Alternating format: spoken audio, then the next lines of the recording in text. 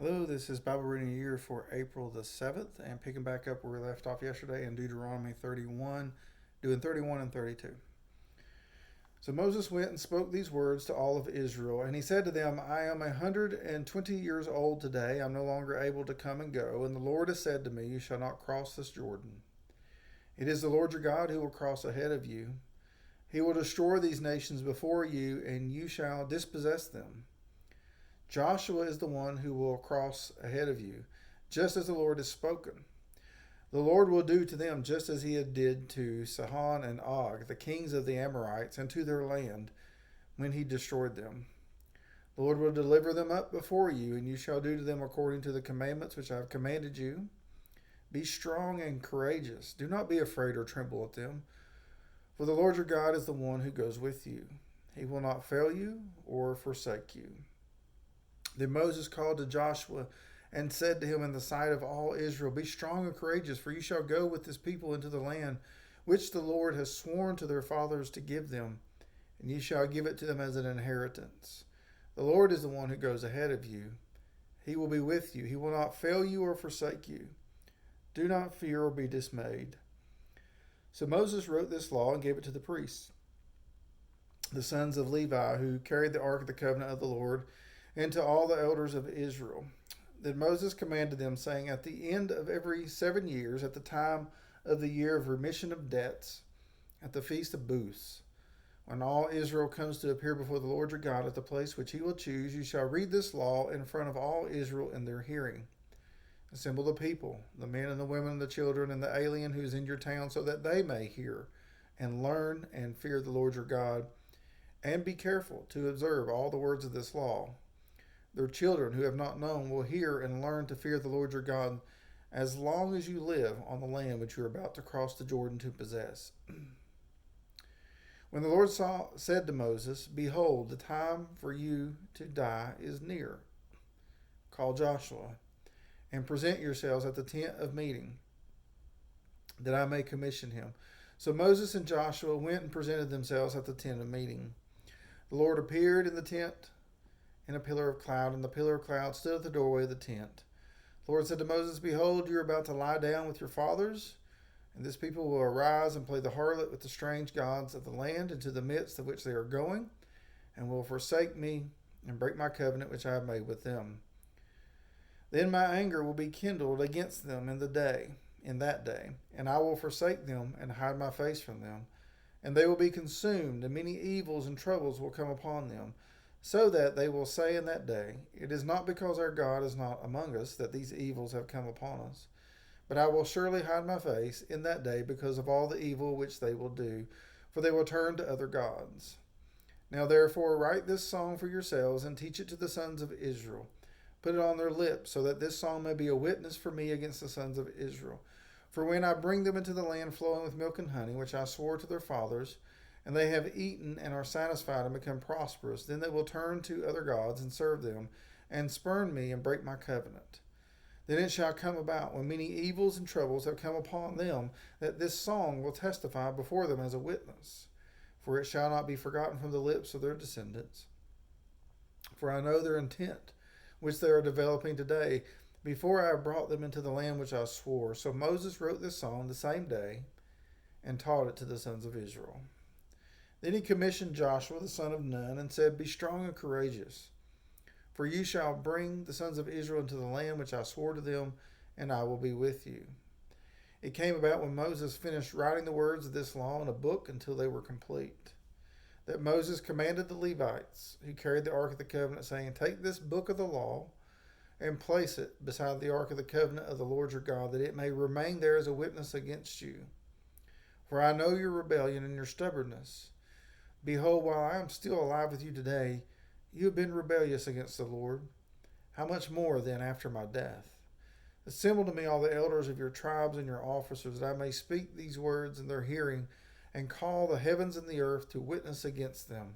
For I know that after my death you will act corruptly and turn from the way which I have commanded you, and evil will befall you in the latter days, for you will do that which is evil in the sight of the Lord, provoking him to anger with the work of your hands. Then Moses spoke to the hearing of all the assembly of Israel the words of this song until they were complete. Chapter 32, the Song of Moses. Give ear, O heavens, and let me speak. Let the earth hear the words of my mouth.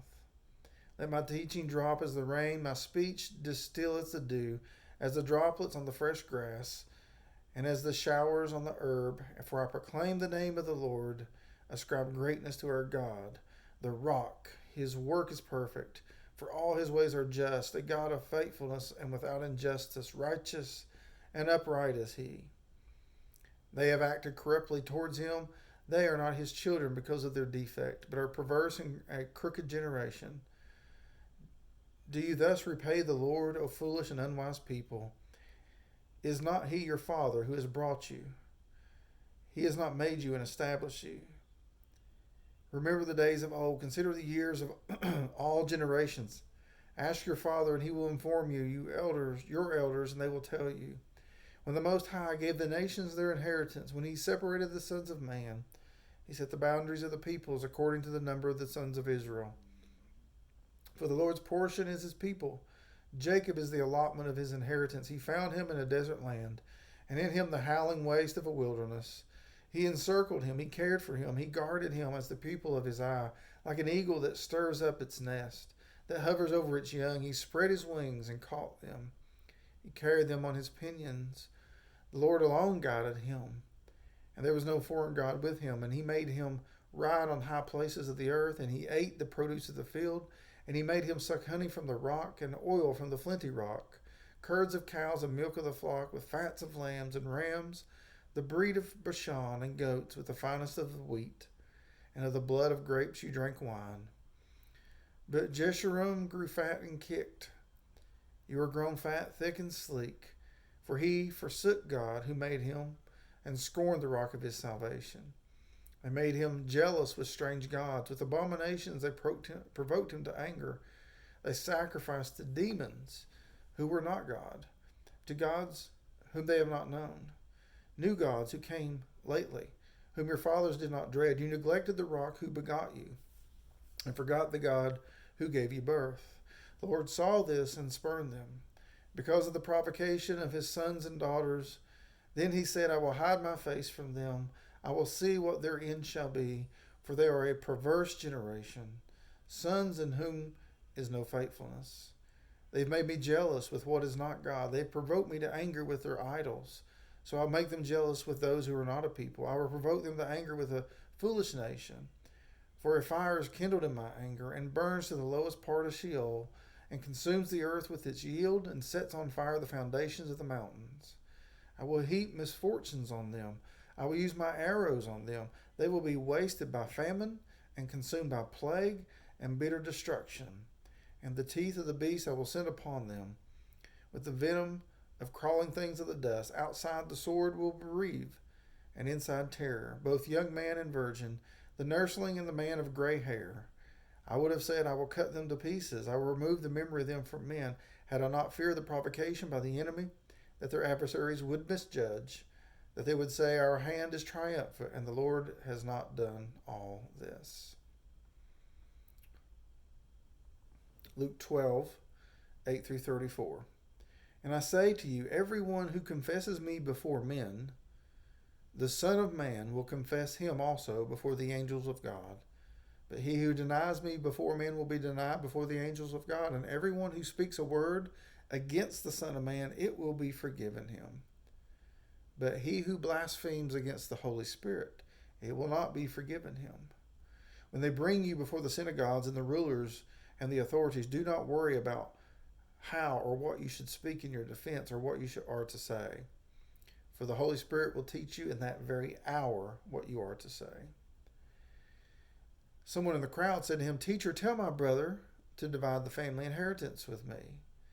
But he said to them, Man, who appointed me a judge or arbiter over you?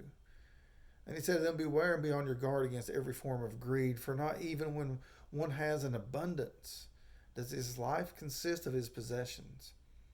And he told them a parable, saying, The land of a rich man was very productive. And he began reasoning to himself, saying, What shall I do, since I have no place to store my crops? Then he said, This is what I'll do. I will tear down my barns and build larger ones, and there I will store all my grains and my goods.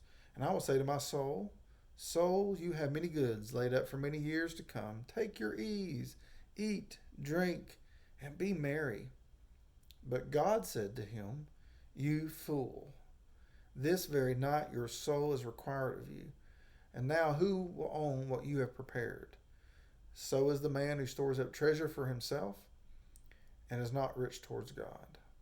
And he said to his disciples, For this reason I say to you, do not worry about your life, as to what you will eat, not for your body, as to what you'll put on. For your life is more than food, and the body more than clothing. Consider the ravens. They neither sow nor reap.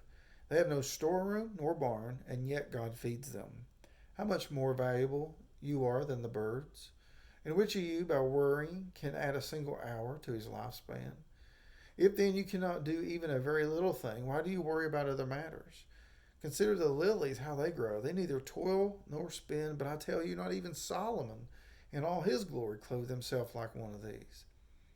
But if God so clothes the grass in the field, which is alive today and tomorrow is thrown into the furnace, how much more will he clothe you, you men of little faith? And do not seek what you will eat and what you will drink, and do not keep worrying.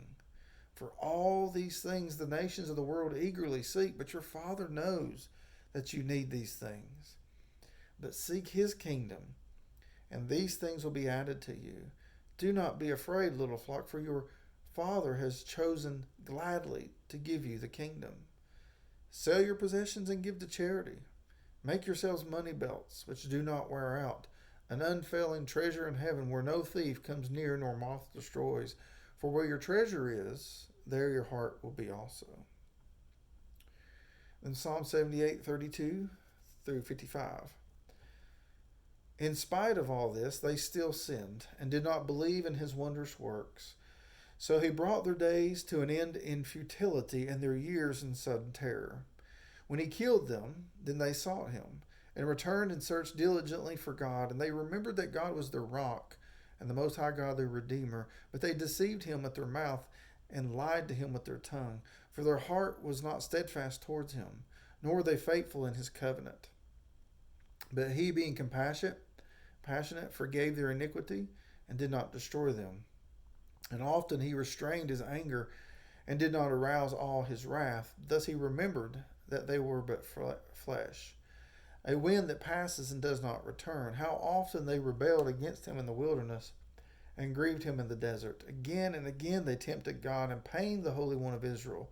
They did not remember his power, the day when he redeemed them from the adversary, when he performed his signs in Egypt and his marvels in the field of Zoan, and turned their rivers to blood, and their streams they could not drink. He sent among them swarms of flies, which devoured them, and frogs, which destroyed them.